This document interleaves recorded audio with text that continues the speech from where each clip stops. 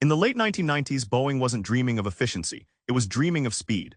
Their plan was the Sonic Cruiser, a futuristic jet. It would fly 15% faster than anything else in the sky. But after the 9/11 attacks and with soaring fuel prices, airlines had a new priority: saving money. Speed was out and efficiency was in. So Boeing shelved its speed demon. Then in 2003, they announced an alternative, the 787. The E stood for 8, but it might as well have stood for efficiency. After a public competition that drew 500,000 votes, the plane got its official name, the Dreamliner. The dream was to build a plane not out of metal but out of plastic, carbon fiber reinforced polymer to be exact. By weight, 50% of the 787 is composite materials. This was a radical departure. Using these composites meant the plane would be lighter. It would burn about 20% less fuel than the 767 it was designed to replace, and it wouldn't be as susceptible to corrosion or fatigue. This material choice was the key that unlocked a new approach to passenger comfort. Because the composite fuselage is stronger than traditional aluminum, Boeing could install massive windows. These are the largest of any airliner, giving passengers a real view of the horizon. And instead of cheap plastic shades, the windows feature electronic dimming. But the biggest difference is when you can't see, it's when you feel. The cabin is pressurized to a lower altitude, 6,000 feet instead of the typical 8,000. This, combined with higher humidity levels, reduces the fatigue and dryness many travelers feel after a long flight. To achieve its efficiency goals, Boeing re-engineered the plane's internal systems. The 787 is a bleedless aircraft. Traditionally, planes bleed hot air from the engines. This powers systems like cabin pressurization and de-icing. The Dreamliner uses electric compressors instead. This more electric architecture extracts 35% less power from the engines. This leaves more power for thrust and improves fuel burn. It generates 1.45 megawatts of onboard power, which is 5 times more than a conventional airliner. The design was revolutionary. The manufacturing plan was even more audacious. Instead of building the plane from the ground up in its Everett, Washington factory, Boeing would simply perform the final assembly. The company outsourced the construction of huge, nearly complete sections to partners around the globe. Wings came from Japan, fuselage sections from Italy and Kansas, and landing gear from the United Kingdom and France. These massive parts would be flown to the factory in a fleet of bizarre, custom-built cargo planes called Dreamlifters. Final assembly could then be completed in as little as 3 days. It was a bold gamble that almost immediately backfired. Subcontractors struggled to finish their massive sections on schedule. Parts arrived at the final assembly line incomplete with what Boeing called traveled work. These were unfinished jobs that caused cascading delays. The first 6 787s to roll off the line were seriously overweight. The very first weighed 5,000 pounds more than specified.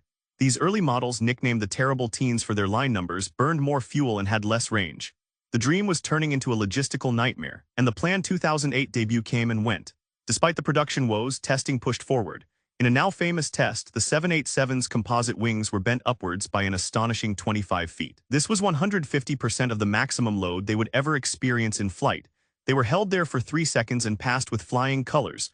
But the good news was short-lived. In November 2010, during a test flight over Texas, smoke and flames were detected in the main cabin. An electrical fire had broken out, forcing an emergency landing. The entire test fleet was grounded as investigators traced the fire to foreign object debris in an electrical bay.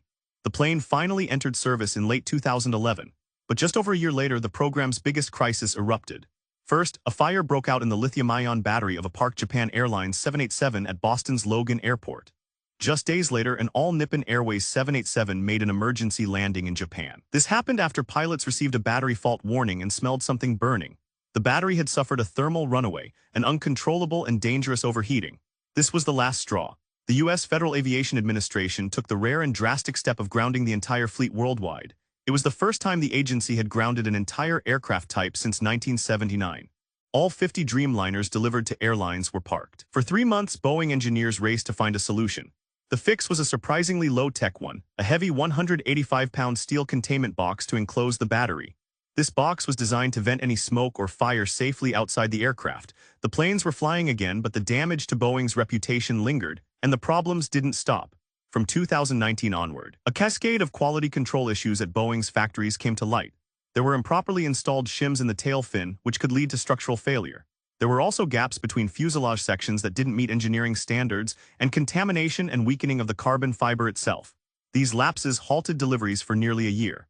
They also forced the FAA to strip Boeing of its authority to self-certify its own aircraft. In 2024, a Boeing engineer-turned-whistleblower even claimed the fuselage was improperly assembled and could break apart mid-air. This is an allegation the company strongly denies. The total cost to develop the Dreamliner is estimated at a staggering $32 billion. Due to high production costs, the program didn't break even until more than 1,100 planes had been sold. This amount doesn't even begin to cover the initial development investment. There is no question the 787 is a technological triumph that passengers love, and a plane that delivers on its promise of efficiency. But its journey from a dream of a better flight experience to a nightmare of production delays, fires, and quality lapses serves as a complex and cautionary tale in modern aviation.